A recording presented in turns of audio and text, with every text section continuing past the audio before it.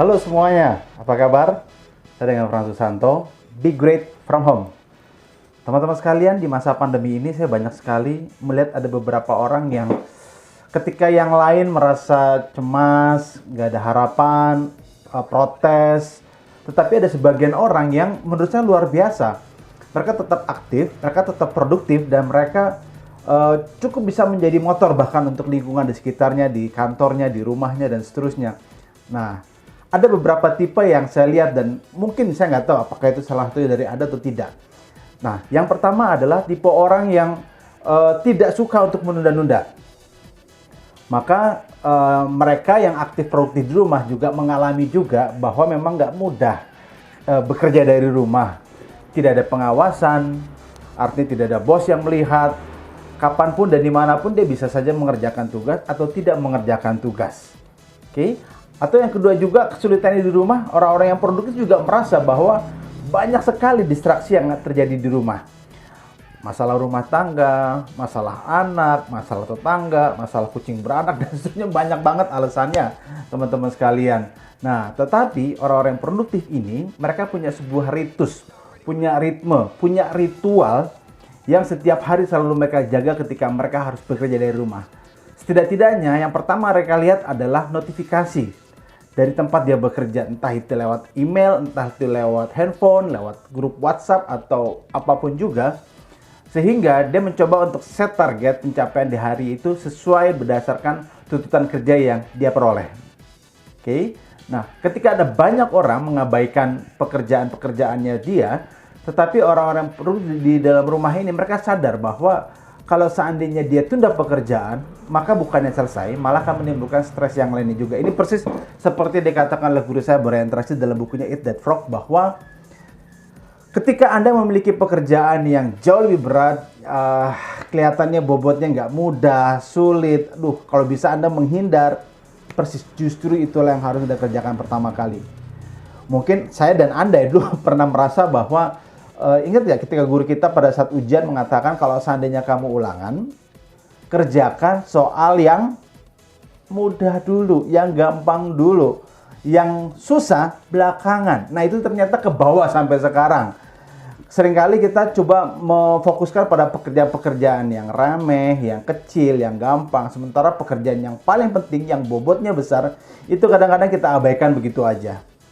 Maka pada saat kita lihat, kok belum selesai, ya kok belum ada progres, ya kok gitu-gitu, ya iya, di kerjaan aja juga belum, gimana mau selesai. Betul teman-teman, dan ini yang akan menyerap energi Anda paling banyak. Udah nggak dikerjain, ketika Anda melihat serap energinya juga lebih banyak. Maka teman-teman sekalian, orang yang produktif di dalam bekerja, mereka selalu mengutamakan menyelesaikan yang bobotnya lebih berat, lebih tinggi, sehingga dia cepat beralih pada urusan yang lainnya, termasuk juga persoalan pribadinya, pekerjaan personalnya. Lalu yang kedua adalah tipe orang yang bisa mengelola stresnya dengan baik sekali. Kita tahu tidak banyak orang yang mudah untuk masuk dalam iklim perubahan yang begitu cepat seperti sekarang. Belum lagi disruption, kita rasakan begitu banyak orang tergantikan oleh robot, oleh mesin. Lalu kemudian masa pandemi, dan sekarang juga ada Undang-Undang Cipta Kerja yang pastinya teman-teman sekalian itu bisa membuat dampak yang negatif buat pikiran dan lingkungan kita juga. Nah, kemampuan orang untuk mengelola stresnya, frustasinya, itu juga menjadi kekuatan bagi orang-orang tetap produktif di dalam rumah. Karena ketika mereka stres dari rumah, mereka ada yang namanya coping mechanism, yaitu mencoba untuk melepaskan diri dari stresor-stresor atau penyebab-penyebab stres. Ada 3 hal atau ada 3 kecenderungan. Yang pertama adalah orang yang lebih fokus pada rilis stresnya, melepaskan stresnya. Ada yang dengan cara negatif, mereka marah-marah, lebih sensitif, mengamuk, dan seterusnya. Tapi ada juga yang lebih soft dan lebih positif juga. Meditasi, yoga, atau melakukan hobi, termasuk juga olahraga, dan seterusnya. Ada juga sebagian makan juga, terserah. Yang jelas, dia bisa menyalurkan emosinya dengan tepat dan tidak merugikan orang lain. Nah, ada juga orang yang berfokus pada problem pada saat dia rilis stresnya. Dia tahu bahwa problem terbesarnya adalah di pekerjaannya mungkin, atau di permasalahan yang harus diselesaikan saat itu juga. maka dia mempush dirinya untuk sedikit demi sedikit menyelesaikan problemnya sehingga itu tidak relevan lagi buat dia. Dan yang terakhir adalah ada tipe orang yang dia melepaskan stresnya dengan cara mengabaikan, dicuekin aja. Problem, pekerjaan, persoalan tidak dihadapi, tetapi diacuhkan begitu saja. Ini yang justru akan menyebabkan stres Anda tidak hanya berhilang, tapi justru malah bertambah. Nah, teman-teman sekalian, makanya penting bagi Anda untuk melihat gimana kira-kira model atau cara Anda melepaskan stres Anda. Oke. Tipe yang ketiga adalah tipe orang yang membuat batasan dengan begitu ketatnya. Ketika dia di rumah dan tetap produktif, dia membuat sebuah batasan yang sangat ketat antara kehidupan pribadinya dan kehidupan profesionalnya. Oke? Dan memang kita ketahui bersama betapa di rumah banyak hal bisa tercampur dengan persoalan pekerjaan, masalah rumah tangga, tercampur, pekerjaan akhirnya juga tercampur. Dan bukan hanya pekerjaan aja, waktunya tercampur, tempatnya tercampur, bahkan pakaian yang bisa dipakai pun juga tercampur juga. Makanya bagi orang-orang yang tetap produktif di dalam rumah, dia menciptakan struktur, disiplin yang sangat ketat. Kapan dia buka laptop, kapan dia tutup laptop, kapan dia selesai dengan pekerjaannya, kapan dia masuk dalam pekerjaan pribadinya atau dengan keluarga atau masa bermain-main dengan anak dan seterusnya. Dia sudah punya batasan-batasan yang sangat jelas sekali. Oke. Nah, tipe orang yang keempat adalah mereka yang kalau saya katakan mungkin tipe orang yang ambivert. Anda tahu ambivert? Jadi begini. Ada kecenderungan orang, ada preferensi orang untuk menjadi ekstrovert. Dia senang kumpul, ketemu sama orang. Nah, maka ketika dia harus bekerja dari rumah, wah itu berat banget, gak bisa lagi ketemu sama orang, ngobrol sama orang, gosip, hahaha, macam-macam gak bisa, teman-teman sekalian. Nah, maka dia ada stres ketika dia harus berlama-lama di dalam rumah. Tapi ada juga orang yang introvert, artinya dia lebih senang kerja di balik meja, di balik layar, nggak ketemu banyak orang. Dan ketika sekarang banyak meeting-meeting harus dialihkan secara virtual, nah itu juga jadi beban buat dia, orang-orang introvert. Maka, kalaupun dia harus virtual meeting, maka yang dilakukan adalah tetap meeting, tapi videonya ditutup. Dia agak kurang nyaman untuk berinteraksi dengan orang di seberang sana, di seberang video. Oke? Dan tipe yang kelima adalah orang yang mudah untuk beradaptasi. Seperti tadi saya katakan juga bahwa ada banyak sekali perubahan-perubahan yang terjadi begitu cepatnya. Tidak semua orang itu mempersiapkan kejadian seperti sekarang kita. Kita sudah terbiasa dengan rutinitas, terbiasa dengan pola visi, pandangan, rencana yang normal. Setelah sekolah, kuliah, kerja, merit, pensiun, selesai. Tapi pada saat Anda lagi di tengah-tengahnya, lagi hot-hotnya, lagi senang-senangnya bekerja, tiba-tiba terjadi pandemi, Anda harus dirumahkan, Anda harus bekerja dari rumah, atau bahkan ada di PHK, tidak semua orang bisa menerima ini dengan adaptif. Nah, bagi orang-orang yang tetap produktif dari rumah, mereka tidak mau dirinya menjadi korban dari perubahan.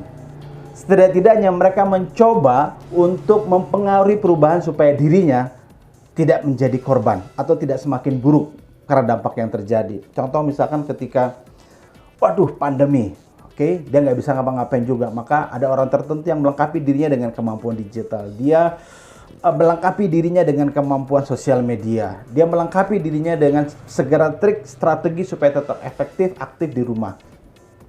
Karena dia tahu yang namanya pandemi, disruption tidak bisa dikontrol, tapi bisa dipengaruhi oleh dirinya sendiri. Tetapi ada juga orang yang, apapun perubahannya dia tetap eksis, bahkan tetap jadi pemenang. Ada juga. Artinya, orang-orang yang selain tidak membiarkan dirinya dipengaruhi atau dikuasai oleh perubahan, dia tetap berusaha tetap menjadi pemenang apapun perubahan yang terjadi. Luar biasa ya kawan-kawan sekalian. Karena dia percaya dan yakin, ketika terjadi perubahan, maka yang pertama berubah adalah dirinya sendiri. Mengisi kepalanya dengan kata-kata dan gambar yang cukup relevan untuk membuat dia survive, bertahan, bahkan menjadi pemenang dalam sebuah perubahan. Bagaimana dengan Anda? Kadang-kadang ada banyak orang yang isi kepalanya itu terjadi, itu ada sebelum terjadi pandemi, sebelum terjadi disruption. Tetapi ketika terjadi pandemi dan disruption, isi kepalanya sama. Kata-kata, gambar yang ada dalam kepalanya sama. Bagaimana dia mau survive?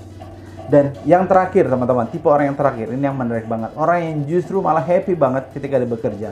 Karena dia tahu betapa ribetnya, betapa susahnya kalau seandainya bekerja dari rumah, berangkat pagi-pagi, macet-macetan, sampai di kantor kemudian tenaganya sudah drop, turun 50%, itu nggak enak banget. Sementara ketika dia bekerja dari rumah, dia bisa memulai pekerjaannya dengan begitu freshnya. Buka mata, buka laptop, langsung kerja, langsung jalan. Oke, ini luar biasa. Betul teman-teman? Nah, teman-teman sekalian, saya nggak tahu di mana posisi Anda. Apakah Anda termasuk kategori orang yang pertama, kedua, ketiga, keempat, atau kombinasi 1, 2, 3, 4, 5, 6, dan seterusnya. Atau lagi on the way, kalau salah satu kategori. Silakan aja. Saya satu tapi nggak terlalu satu-satu amat. Saya dua tapi nggak dua-dua amat. Terserah Anda, teman-teman sekalian. Atau mungkin Anda yang tidak termasuk kategori manapun juga. Anda silakan belajar dari 6 kategori tadi. Oke. Nah, Pak, sekarang begini Pak. Saya ini sekarang sudah tidak bekerja lagi. Saya baru aja di PHK. Apakah saya harus tetap produktif?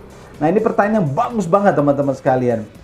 Kawan-kawan sekalian, saran dari saya, dengan atau tanpa ada pekerjaan dari Anda, orang yang paling menentukan pekerjaan Anda adalah orang yang punya pekerjaan. Ketika Anda masih bekerja, bos Anda, perusahaan Anda. Tapi saat ini, Anda lah yang memiliki pekerjaan Anda. Anda lah yang menentukan akan tetap bekerja atau tidak.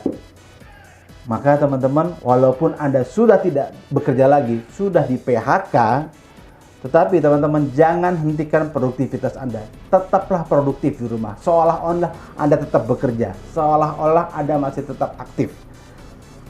Kontennya sekarang yang mungkin berbeda teman-teman sekalian. Kalau dulu atau sebelum Anda di PHK, Anda mungkin punya rutinitas pekerjaan administratif dan seterusnya. Tetapi teman-teman sekalian di masa pandemi ini, Anda tetap bisa melakukan yang sama, tetapi dengan visi yang berbeda. Mungkin dengan skill dan kemampuan yang Anda miliki, Anda menawarkan jasa dan bantuan itu pada perusahaan yang Anda tahu mereka membutuhkan skill dan kapasitas Anda. Atau bisa juga teman-teman, Anda menjadi guru. Anda menjadi guru. Anda mencoba menemukan momen-momen tips, trik yang terbaik berdasarkan bidang kerja yang pernah Anda lakukan, dan Anda bisa jadi sharekan itu menjadi sebuah pelatihan yang mungkin bisa jadi banyak orang juga mau belajar dari Anda. Atau setidak-tidaknya teman-teman sekalian, bukan hanya Anda sendiri yang di PHK. Banyak orang lain di PHK juga. So teman-teman, ketika Anda merasakannya, mungkin Anda tahu sudut pandangnya orang di PHK seperti apa. Maka buatlah tips, buatlah sebuah rumusan, buatlah sebuah mungkin juga refleksi yang bisa menguatkan orang-orang lain yang kurang lebih mengalami hal yang serupa dengan Anda di PHK. Oke, nah teman-teman sekalian, ketika kita harus bekerja dari rumah, tinggal dari rumah, bukan berarti Anda nggak bisa jadi great dari rumah. Maka teman-teman sekalian, terus berproduksi, terus lakukan apapun juga, kita nggak pernah tahu peluang kapan yang terbaik akan terjadi pada kita. Be great.